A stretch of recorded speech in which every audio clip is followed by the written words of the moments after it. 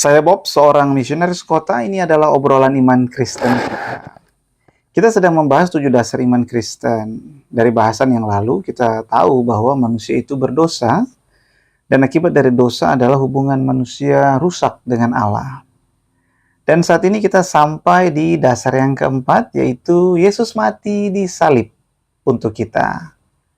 Dasar keempat kita adalah Yesus mati untuk kita.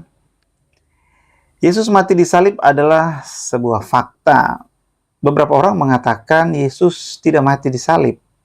Mereka percaya orang lain yang mati menggantikan Yesus. Tapi kenyataannya tidak demikian.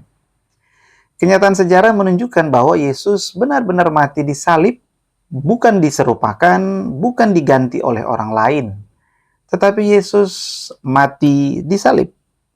Fakta ini penting karena fakta ini adalah jawaban yang ditawarkan Allah kepada siapa saja yang mau memperbaiki hubungannya yang rusak itu dengan Allah.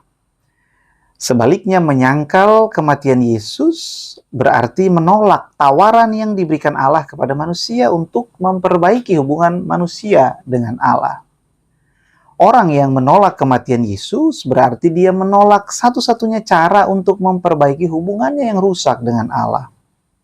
Biasanya orang tersebut berpikir ia bisa mencapai Allah hanya dengan kekuatan ibadahnya sendiri. Ia mengandalkan pahala-pahalanya untuk berhubungan dengan Allah. Tetapi kita tidaklah demikian.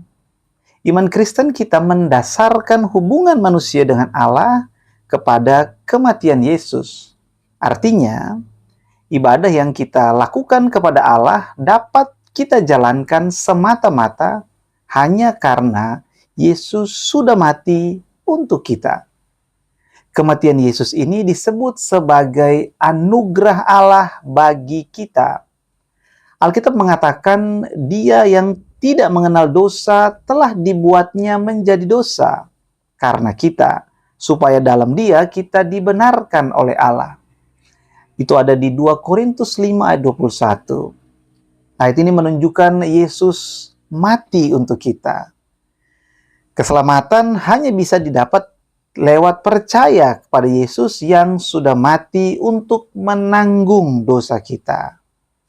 Dan Alkitab yang sama juga mengatakan, dan semuanya ini dari Allah yang dengan perantaraan Kristus telah mendamaikan kita dengan dirinya dan yang telah mempercayakan pelayanan pendamaian itu kepada kami. Sebab Allah mendamaikan dunia dengan dirinya oleh Kristus dengan tidak memperhitungkan pelanggaran mereka. 2 Korintus 5 ayat 18 dan 19a.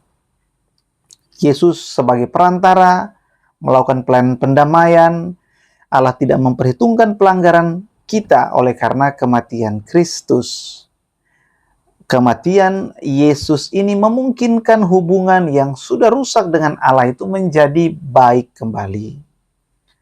Alkitab juga menulis begini, kamu yang dahulu jauh telah menjadi dekat oleh darah Yesus. Efesus 2 ayat 13. Kematian Yesus memungkinkan juga Roh Kudus datang ke dalam hidup kita untuk memulihkan gambar Allah yang sudah rusak itu. Tentang hal ini Alkitab menulis begini, dan kita semua mencerminkan kemuliaan Tuhan dengan muka yang tidak berselubung. Dan karena kemuliaan Tuhan itu datangnya dari Tuhan yang adalah Roh, maka kita diubah menjadi serupa dengan gambarnya dalam kemuliaan yang semakin besar. 2 Korintus 3 ayat 18. Demikian sekarang kita tahu bahwa hubungan kita dengan Allah sudah kembali baik karena Yesus sudah mati untuk kita manusia berdosa. Anugerah Tuhan kita Yesus Kristus dan kasih Allah dan persekutuan Roh Kudus menyertai Anda. Amin.